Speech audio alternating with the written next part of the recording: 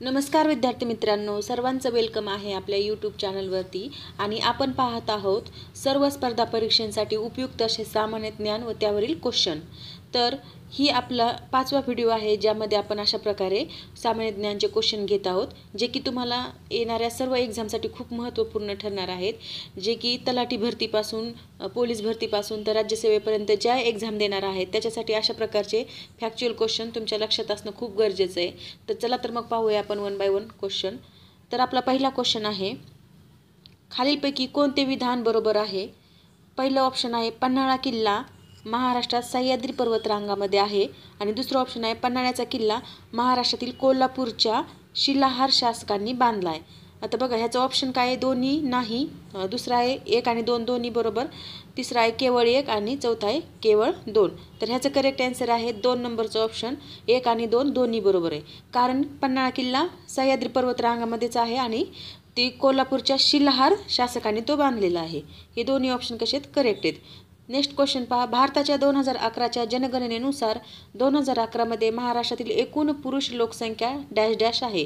तर ह्याचं correct answer आहे 4 नंबरचं ऑप्शन 5.82 कोटी. नेक्स्ट बघा, ओग्गू एक डॅश डॅश आहे. तर ओग्गू हे काय आहे? तर हे तालवाद्य आहे, म्हणून 2 नंबरचं ऑप्शन आपलं करेक्ट आहे. 4 नंबरचा क्वेश्चन पाहूया, खालीलपैकी कोणत्या मराठी लेखकाला साहित्य अकादमी पुरस्कार मिळालेला नाही? तर साहित्य अकादमी पुरस्कार कोणाला भेटला आहे आणि कोणाला नाही ही लिस्ट तुम्ही एकदा पाहून घ्या, जेणेकरून अशा प्रकारचे क्वेश्चन आले तर ते तुम्हाला टॅकल करता आले पाहिजेत. तर त्याचं पहिलंच ऑप्शन करेक्ट आहे, मिलिंद बोकील यांना तो भेटलेला नाही.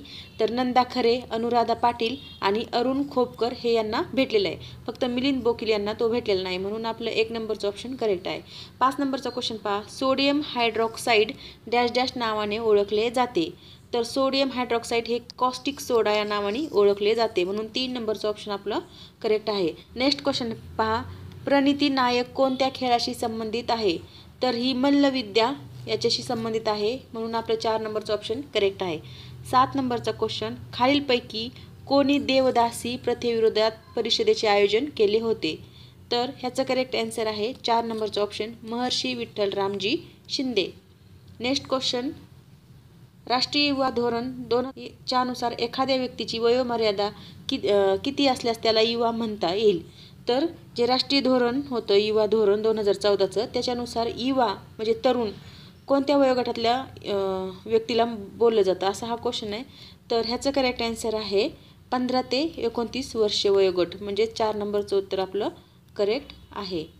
पुढचा क्वेश्चन पहा, केंद्रीय अर्थसंकल्प 2021-22 नुसार PLI किती क्षेत्रामध्ये मॅन्युफॅक्चरिंग ग्लोबल चॅम्पियन बनवण्यासाठी लॉन्च केले गेले आहे? तर ह्याचं करेक्ट आन्सर आहे 13 क्षेत्रामध्ये, म्हणजेच 3 नंबरचं ऑप्शन आपलं करेक्ट आहे. बघा अशा प्रकारचे जे क्वेश्चन आहेत हे खूप म्हणजे इम्पॉर्टंट क्वेश्चन आहेत आणि तुम्हाला याचा नक्की फायदा होईल. त्यामुळे तुम्ही व्हिडिओ पण शेवटपर्यंत पहा आणि ह्याची PDF तुम्हाला हवी असेल तर आपलं टेलिग्राम चॅनल तुम्ही जॉईन करू शकता, ज्यावर तुम्हाला याची PDF भेटून जाईल. बघा 10 नंबरचा क्वेश्चन काय, बाबर कोणत्या वर्षी फरघानाच्या गादीवर बसला? तर ह्याचं करेक्ट आन्सर आहे 1494 साली तो त्या गादीवर बसला होता. 11 नंबरचा क्वेश्चन पहा, भारतातील आर्द्र समशीतोष्ण प्रकारच्या जंगलाची उंची डॅश डॅश दरम्यान असते. तर आर्द्र समशीतोष्ण प्रकारच्या जंगलाची उंची किती असते? तर 1000 ते 2000 मीटर. पुढचा क्वेश्चन पहा, शीखांचे 9वे गुरु तेग बहादूर यांना औरंगजेबाने कोणत्या वर्षी तुरुंगात टाकले आणि त्यांचा शिरच्छेद केला? तर ह्याचं करेक्ट आन्सर आहे 1675 साली, म्हणजेच 3 नंबरचं ऑप्शन आपलं बरोबर आहे. 13 नंबरचा क्वेश्चन, 2 बिंदू प्रभारांच्या मधील आकर्षण बलाचे किंवा प्रतिकर्षण परिणाम हे 2 प्रभारांच्या राशींच्या गुणाकाराशी समानुपाती आणि त्यांच्यामधील अंतराच्या वर्गाच्या व्यस्तानुपाती असते असा नियम कोणी शोधून काढला? तर हा जो नियम आहे सायन्सचा तर हे चार्ल्स ऑगस्टिन ड्यू कुलम यांनी शोधून काढलेला आहे. आता नेक्स्ट क्वेश्चन पहा, UNDP मानव विकास अहवाल 2023 नुसार भारताचे संयुक्त मानव विकास निर्देशांक म्हणजेच ह्युमन डेव्हलपमेंट इंडेक्स मूल्य इतके आहे. तर याचं करेक्ट आन्सर आहे 0.633, म्हणजेच 3 नंबरचं ऑप्शन आपलं करेक्ट आहे. आणि रँक आपली कितवी आहे? 132वी. आता पुढचा क्वेश्चन पहा. खालीलपैकी कोणते विधान बरोबर आहे? तर पहिलं विधान काय? महाराष्ट्राच्या 2019-20च्या अर्थसंकल्पीय अंदाजानुसार अर्थसंकल्पीय तूट 267 कोटी रुपये राहण्याचा अंदाज आहे. आणि दुसरं ऑप्शन काय बघा? महाराष्ट्राच्या 2019-20च्या अर्थसंकल्पीय अंदाजपत्रकानुसार 2019-20च्या वार्षिक योजनेसाठी उद्योग आणि खनिज क्षेत्रासाठी 2019-20च्या दरम्यान प्रस्तावित निधी सर्वाधिक आहे. तर ह्याचं करेक्ट आन्सर आहे फक्त एक बरोबर आहे. ही सेंटेन्स पहिलं ऑप्शन करेक्ट आहे. 267 कोटी रुपये राहण्याचा अंदाज आहे. काय? अर्थसंकल्पीय तूट. म्हणून आपलं केवळ एक बरोबर असणारा पर्याय निवडायचा. पुढचा क्वेश्चन पहा. महाराष्ट्राचा खालीलपैकी कोणता जिल्हा मुंबई महानगर प्रदेश अंतर्गत येत नाही? तर मुंबई महानगराच्या अंतर्गत न येणारा जिल्हा कोणता आहे बघा? पहिलं ऑप्शन दिले सिंधुदुर्ग, दुसरा आहे मुंबई उपनगर, तिसरा आहे मुंबई शहर आणि चौथा आहे पालघर. तर ऑब्वियसली 2, 3 आणि 4 हे तिन्ही पण मुंबई महानगर क्षेत्राअंतर्गत येतात. परंतु सिंधुदुर्ग जिल्हा हा कोकणच्या एकदम दक्षिणेचा जिल्हा असल्यामुळे हा जिल्हा मुंबई महानगर प्रदेशांतर्गत येत नाही. आता 17 नंबरचा क्वेश्चन पहा. महाराष्ट्राच्या विधानसभेच्या सभापतीच्या संदर्भात खालीलपैकी कोणते विधान बरोबर आहे? आता महाराष्ट्राच्या विधानसभेच्या सभापतीबद्दल तुम्हाला माहिती असणं गरजेचंच आहे. याच्यासाठी पहिलं बघा, विधानसभेचे कामकाज सभापतीच्या देखरेखीखाली आणि मार्गदर्शनाखाली चालते.